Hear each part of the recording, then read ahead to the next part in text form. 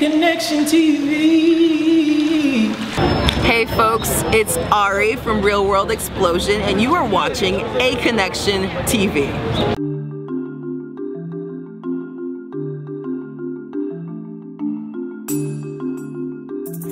Hey folks, it's Ari from Real World Explosion and you are watching Aconnectiontv.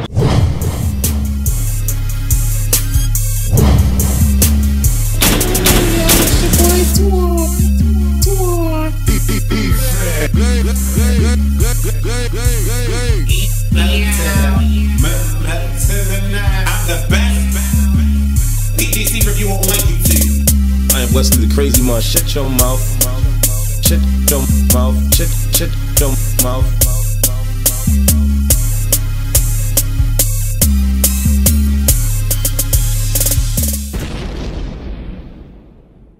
What's going on, everybody? I'm Wesley from Aconnectiontv, the network, the one channel on YouTube where we actually adopt similar connections despite our differences.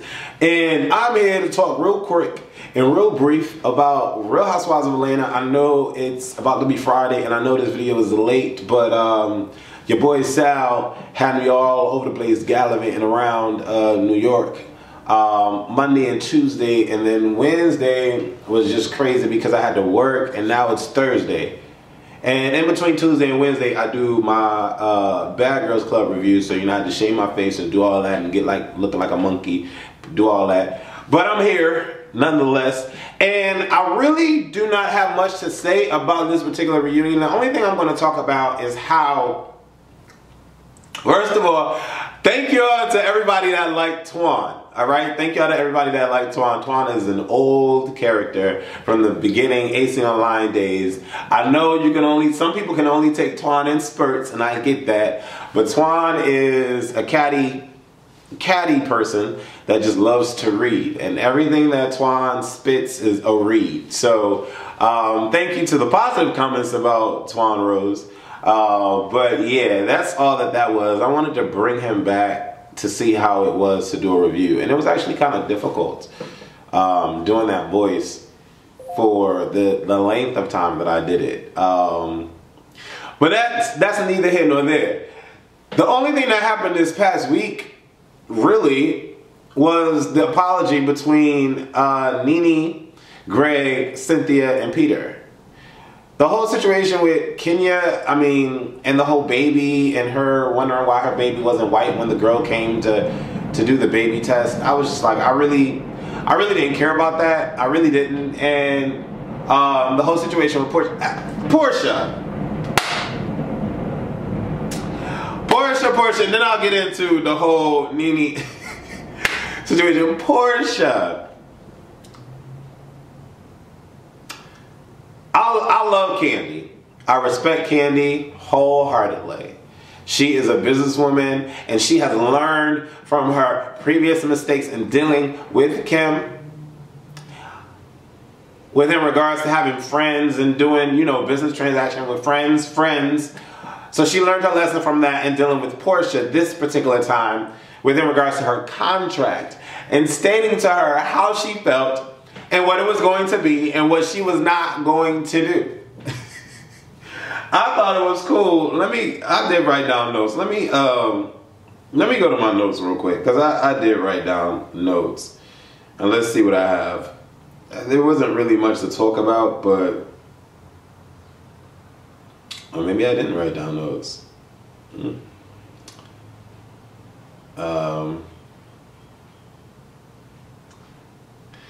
Oh, I guess I didn't. I guess not.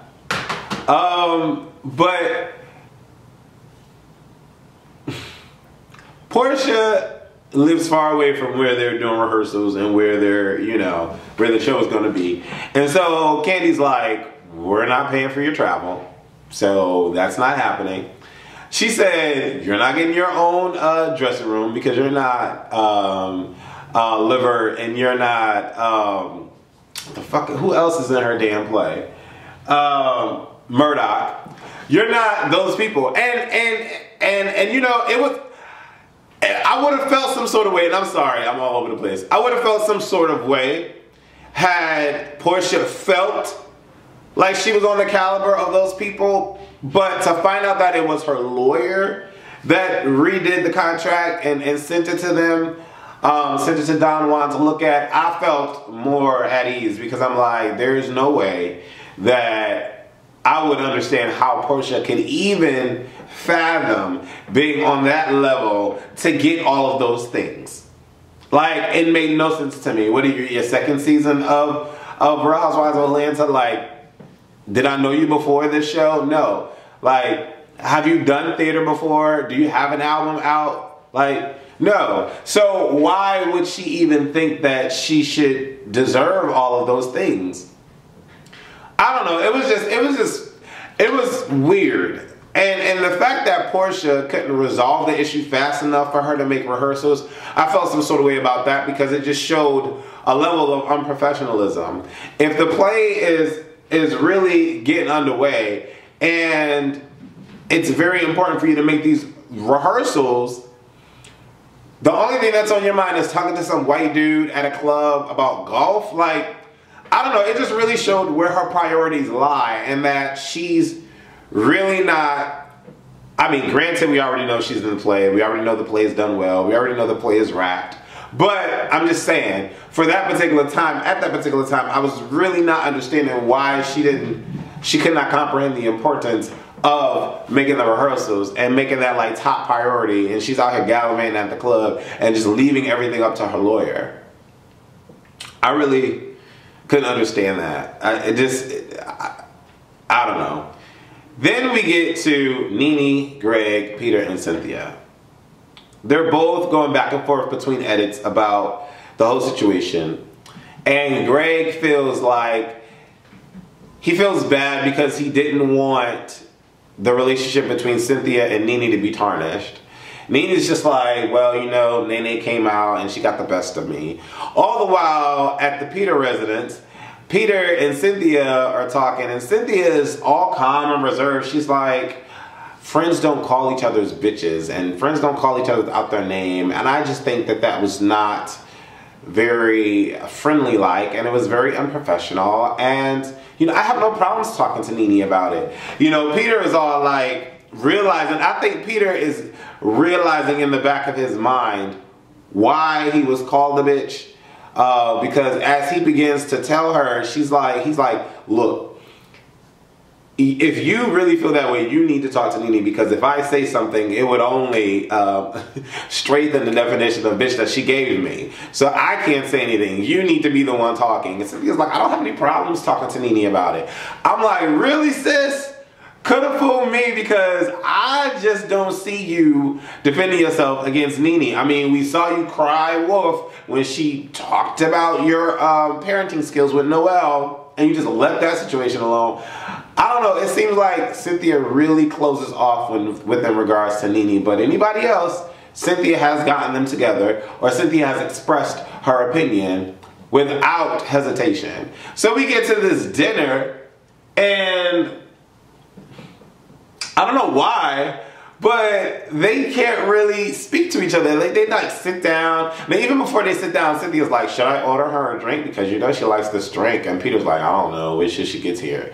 I'm like, how old are we? Like, how old are we? Like, some of these mothers are like 48, 52, 65, like, and we can't have enough confidence to sit down in front of people that we call our friends and be able to let you know, to be able to let you know how I feel, whether it's Greg, Nene, Cynthia, or Peter. First of all, I wouldn't have got there late. I would have been there first, because Cynthia and Peter were first. So if I'm Nene and Greg, I would have been there fucking first. Okay. Second of all, sit down, bang. All right, let's talk. Because this is how I felt, and this is how I perceived it to be, and this is what should not happen, and if we're friends, this is how we really need to be. So, for me, it was just like, it just made no sense. They sat down, they were quiet for like 15 minutes, and then she's like, well, you know, I ordered you a drink, I don't know if you really want a drink, and then Nene's like, well, I might need a drink after this. Oh, I'm like, really, Elvira? Like, really? Like, that made no sense. And then everybody was just all mute. And then Nene was like, well, since Greg called this meeting, I think Greg should start it. And then Greg starts, and then Peter chimes in. And I guess once Greg sent out the invitation, Peter accepted and came in like, well, blah, blah, blah, blah, and really gave how he really felt about the situation. But I'm like, okay, here we are, some grown-ass fucking adults sitting here, like, trying to rationalize some dumb shit. First of all, okay, maybe it's because they're that age that they don't want to be called a bitch, but all 6 seasons, everyone has been acting bitchy. The way Apollo beat up on Brandon, bitchy. The way Nene reacted to Kenya coming to the pillow thing, bitchy. The way Kenya reacted to hyphen, whatever, mistake, whatever her name is, Monique, bitchy. The way Phaedra responds in all her post-confessionals, bitchy. The way Peter addressed Nene at the gala, bitchy. Like, all these people are bitchy. So the fact that I call you something that you've been for the past couple of seasons, why are we catching a case? We sit here and argue like a bunch of cackling hens every episode. Why am I catching a case at the fact that you're calling me a bitch? Because I'm a man? Okay, fine. Okay, fine. I feel some sort of way because I'm a man. You're calling me a bitch. Great. But do we need to stop moving the freaking earth because Peter was called a bitch? Like, everybody's mouth dropped like, oh my God, Nene just called Peter a bitch. Like, what? Really? Okay. I, for the life of me, cannot understand why it was such a huge ordeal and why we had to have this special dinner to discuss the matter at hand. Like, that was fucking retarded. That was retarded. And that's my opinion about that. That was freaking retarded. It made no freaking sense. And at the end of the day, Cynthia is not bold enough to confront Nene. Nene is a hypocrite at times because Nene feels obligated to disclose how she feels to whoever she wants to. But when we get to talking about Marlo and the whole whatever situation happened, I'm not discussing that.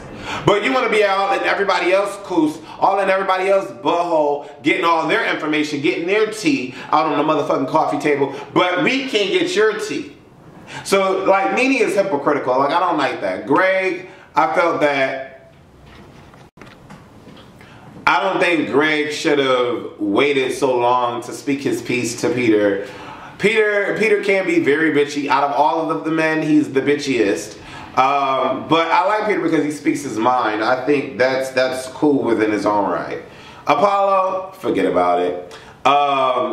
Todd is like the most mellow, cool dude. Greg is not bitchy, but he just shouldn't have waited.